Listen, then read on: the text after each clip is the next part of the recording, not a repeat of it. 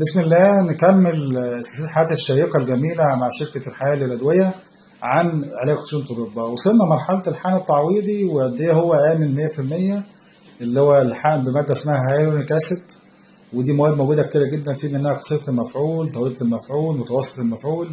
طب يا جماعة الفرق هنا في إيه؟ الفرق هنا في اختيار الطبيب للركبة وخشونتها.